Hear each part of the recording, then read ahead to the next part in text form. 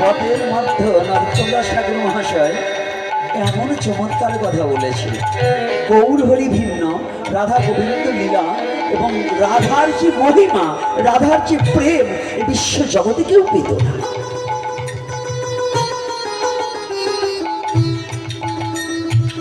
আজকাল আবার নতুন কিছু কথা শুনছি।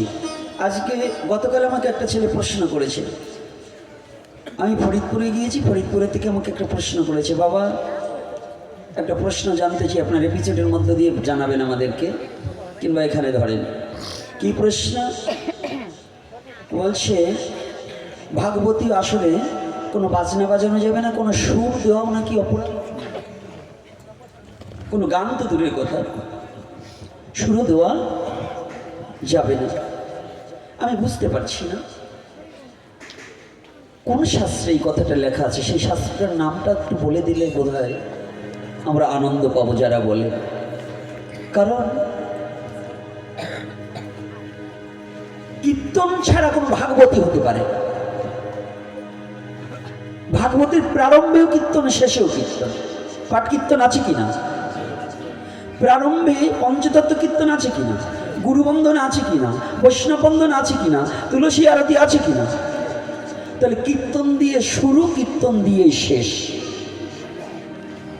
যদি এটা না হতো, আমাদের পরম পূজ্যপাদ প্রাতঃস্মরণী, যিনি ব্রজমণ্ডলের সকলেরই প্রায় পূজনীয় জন, 178 বিনোদ বিহারী বাবাজি মহারাজ যিনি, তিনি দেখবেন কিছু সময় পর পর তার যে হারমোনিটা আছে, এই হারমোনিটা সাধারণ কোনো ব্যক্তির হাতে তিনি বাজাতেও দেন না।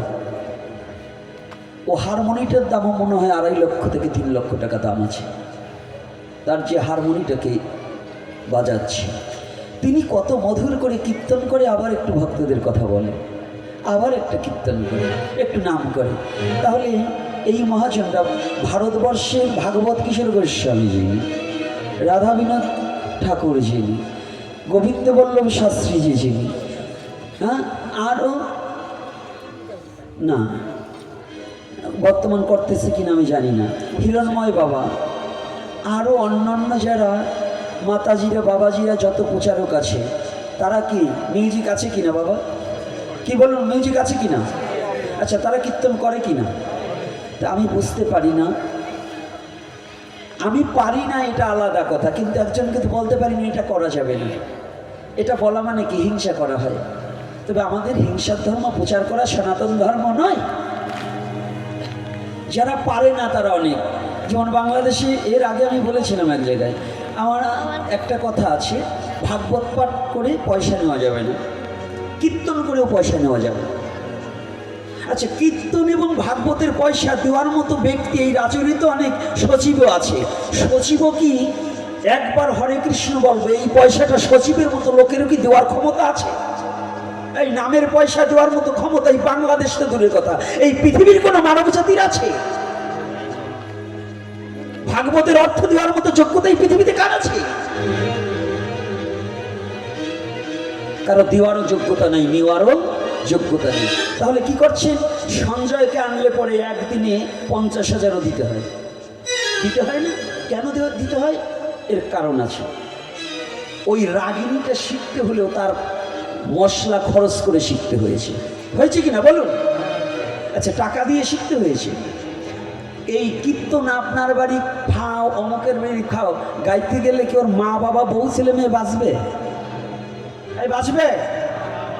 এই বাংলাদেশে অনেকে বলেন আমি ভাগবত পাঠ করে পয়সা নেই না। তো পয়সা নেও না, ঠিক আছে, তো আবার ভাড়ার টাকা চাও কেন? হাইটে যে ভাও পাঠ করে আসবা, দেখবো কেমন পারো। এজন্য আমি অনুরোধ করব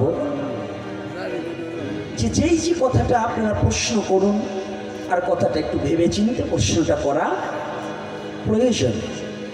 আজকে হসপিটালে 10টা দিন কাটিয়ে আসলাম, হাতে গোনা কিছু ভক্তরা যারা কাছে কাছে ছিল তারাই গিয়েছে, কিন্তু কোনো কমিটির একজন ভক্ত তো দেখলাম না আমাকে একটু দেখতে গেছে। এই যে কমিটিরা যারা ঠিক করবার চায়, যারা বলে এত টাকা লাগে নাকি, এত পয়সা লাগে নাকি, তো এই যে 10 দিন যে বিছানায় পড়ে রইলাম শয্যাগত মৃত্যু মুখে, একজন কমিটির সভাপতি তো গিয়ে বললো না যে বাবাজি আমি অমুক কমিটির সভাপতি, আপনার একটু দেখতে আসছে। তো যদি এটা না দেখতে পারেন, আমাদের জীবনের ভার যদি আপনাদের চরণে একটু নিতে না পারেন, তারপরেও যদি আপনারা আরও এই ধর্ম নিয়ে যদি ভালো পথে না এসে যদি কুচর্চা করেন, তাহলে ধার্মিক হতে পারবেন না, ভক্তি নষ্ট হয়ে যাবে, এর দ্বারা আরও ভক্তিটা নষ্ট হয়ে যাবে। আসুন আমরা এগুলোকে পরিত্যাগ করি, একমাত্র গৌড়ের আদর্শটা যার মধ্যে আছে সে কোনোদিন এদিক ওদিক কথা নয়, আগে গৌড়ের আদর্শটাকে প্রচার করার চেষ্টা করি, যেন বিশ্ব জগৎ গৌড়ের বাক্যটাকে প্রচার করতে পারি। পৃথিবীতে যত আছে নগরাদি গ্রাম, সর্বত্র প্রচার হবে মোর এই হরিনাম। আমরা সর্বত্র প্রচারের জন্য ছলে বলে কলে কৌশলে যে করে হোক আমরা যেন ভক্ত তৈরি করতে পারি। কারণ বাচ্চা যদি অসুস্থ হয়, বাচ্চা ঔষধ খেতে চায় না, মা একটা বাটি কিংবা আগে ঝিনুক ছিল ওটার মধ্যে ট্যাবলেটটা ছেড়ে দিয়ে স্তন থেকে দুধ টিপে দিয়ে বলতো বাবা দেখ তোকে দুধ দিচ্ছি খা। মা দিচ্ছে ঔষধ, খোকা ভাবতো দুধ, খোকা যখন খেয়ে ফেলতো বেদিটা সেরে যেত। তাই আমাদের কথা হচ্ছে এই হরিনাম ছলে বলে কলে কৌশলে যে করেই হোক, মরা মরা বলতে যদি রাম নাম হয়ে বাল্মীকি হতে পারে রত্নাকর দস্য, তাহলে ছলে বলে কলে কৌশলে হোক বলছে হরিনাম। রাধারানী বলেছিলেন কেহ যদি মিছা করে কৃষ্ণ কথা শোনায় মোরে, আমি সহজে তা মেনে লই প্রাণ শরীরে। কৃষ্ণ কথা যদি হয়, মিথ্যা করে যদি বলে, তাহাও কৃষ্ণ কথা শ্রবণ করিলে যাবে জগতে জীবের প্রাণের ব্যথা। যাবে না কি নেই? একটা কথা জেনে যান, যারা বলেন এগুলো নেই, আমি বলছি সনাতন ধর্ম এমন একটা ধর্ম যে ধর্মে কোনো কিছুর কমতি নেই। নাচতে চাও, গাইতে চাও, হাসতে চাও, কাঁদতে চাও, গড়াগড়ি দিতে চাও, তুমি অঙ্গে অঙ্গ মিশিয়ে দিয়ে ভক্ত ভক্ত একাকার হতে চাও, সেই ধর্মটার নামই সনাতন ধর্ম। যে ধর্মে কোনো কিছু কমতি নেই, তুমি কি চাও?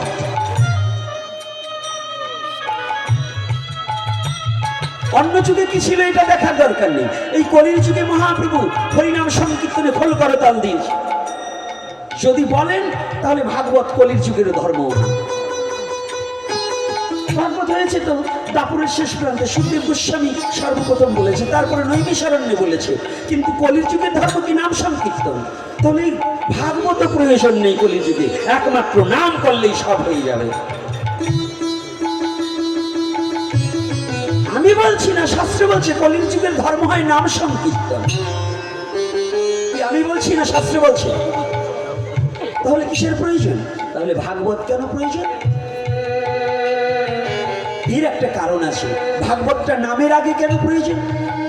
নাম যদি সর্বশ্রেষ্ঠ হয়, যেমন বীজ ফেলার আগে জমিটাকে পরিষ্কার করতে হয়, ভক্তিবিহীন জায়গায় ভাগবতীয় কথা বলে জগৎজীবকে ভক্তির পথে ধাবিত করতে হয়।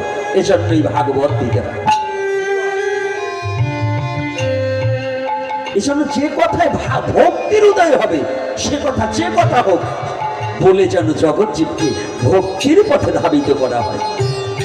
আজ থেকে 20 বছর আগে কয়েকটা যুবক ছেলের কণ্ঠে মালা ছিল ছিল আমার মহাপ্রভুর কৃপায় আজকে হাজার হাজার নয়, এই বাংলার বুকে এত যন্ত্রণার পরেও, এত বাধা বিপত্তির পরেও সনাতনীর কণ্ঠের মালা এখনো খোলেনি।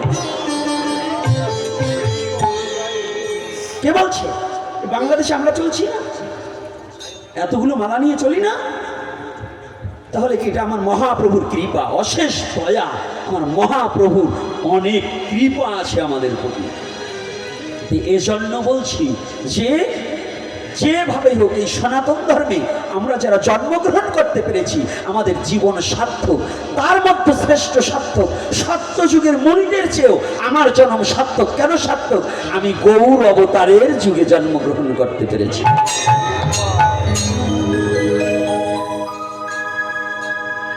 সত্যযুগের মহর্ষি না হয়ে এই কলির যুগের একজন শুধু হরি বলা ভক্ত হতে পারলেই হবে। রাধে রাধে। অত ধ্যান ধারণা নেই, কলিযুগে ধর্ম নাম সংকীর্তন। তবে শুদ্ধ চিত্তে, শুদ্ধ আত্মায়, শুদ্ধ মনে, শুদ্ধ হৃদয়ে যদি হরিনাম করা হয়, ভগবান তাকে কোনোদিন ফেলে যাবে না। সাজলে হবে না, আমার মতো সাজলে হবে না, অরিজিনাল হতে হবে। অরিজিনাল বস্তুর দাম একটু বেশি। হ্যাঁ, 1 কেজি খেজুরের গুড় এখন 1000 টাকা দিয়ে কিনে খেতে হয়, আবার বাজারে 100 টাকাও পাওয়া যায়। এখন ওই 100 টাকার মাল আর 1000 টাকার মাল কি এক নাকি রে বাবা? ও মা, তাহলে কি খাঁটি বস্তু কি? সনাতনের হরিনাম। এর ভিতরে কোনো ভেজাল নেই। আমার গৌর হরি যে বস্তু এনেছে এর মধ্যে কোনো ভেজাল নেই। যাগ যজ্ঞ আদিতে ভেজাল আছে, পূজা পর্বণে ভেজাল আছে। হ্যাঁ, অঙ্গন্যাস করন্যাস, আজকাল শতকরা 95 জন ব্রাহ্মণ পুজো করে অঙ্গন্যাস করন্যাসই জানে। ইহা গচ্ছ, ইহা গচ্ছ বলে না, ইহা আগচ্ছ। দেখবেন মন্ত্রের মধ্যে যে সময় আহ্বান করা হয় তখন ইহা গচ্ছ মানে তুমি চলে যাও, চলে যাও, আর ইহা আগচ্ছ মানে তুমি এখানে আসো। এখন কি বলবো, এই একদিনের পাঠ তো ওরা চেয়েছিল 2 দিন, কিন্তু আমি সময় দিতে পারিনি, এটা আমার দোষ। তথাপিও এই একদিনের আলোচনায় যুগ ধর্ম সম্বন্ধে আলোচনা করবো না, ভগবান সম্বন্ধে আলোচনা করবো না, নিজেদের চরিত্র সম্বন্ধে আলোচনা করবো একদিনে। তথাপিও কিছু বলতে হয়, না বললে সমাজ সংস্কার হচ্ছে না। আজকে আমাদের এমন দিন, এই মহাবদান্য তিথি, নিতাই চাঁদকে অনেকে জানেই না। জান, অনেক জায়গায় আজকে নিতাই চাঁদকে চেনেই না, আমাদের বৈষ্ণবরাই অনেকে চিনি না। আর অথচ মালা তিলক পড়ছি, কিন্তু নিতাই চাঁদের জন্মতিথি কবে এটাই অনেক বড়িগির দল জানে না, কিন্তু ভিক্ষা করে দফা সারছি। বলুন, আছে কি না? গৌর হরির কোনো কিছু মানছি না, একাদশী এই আবির্ভাব তিথি কোনো কিছুই মানছি না, অথচ ভিক্ষা করে পুটলা বড় করার জন্য ব্যস্ত হয়ে গেছে। এগুলো কোনো ধর্ম নয়। ধর্ম কি? ধৃধাতু মন প্রত্যয়নে ধর্ম শব্দ হয়, ধৃধাতু মন প্রত্যয়নে ধর্ম শব্দ হয়। দৃঢ়তার সহিত ঈশ্বরের প্রতি নিজের মনকে একনিষ্ঠভাবে যোগাযোগ করানোর নামই। তাহলে কই হলো? কি করছি? নিজেকে একটিবার প্রশ্ন করেছি? আজ আমরা হরিকথা শ্রবণ করতে এসেছি। এই যে গৌরের কথাটা বললাম, এই গৌর কে? গৌর অন্য কিছু নয়, গৌর সাক্ষাৎ ভগবান। আজ অবধি অনেকজন ভগবান গৌর হরিকে ভগবান বলে মেনে নিতে পারছে না, পারছে না। যারা পারছে না, জেনে রাখতে হবে, যারা আমার গৌর বিমুখী, এক অজ্ঞানতার সহিত মানে না, জানে না, মানে না, এটাকে বুকে টেনে নেওয়া যাবে।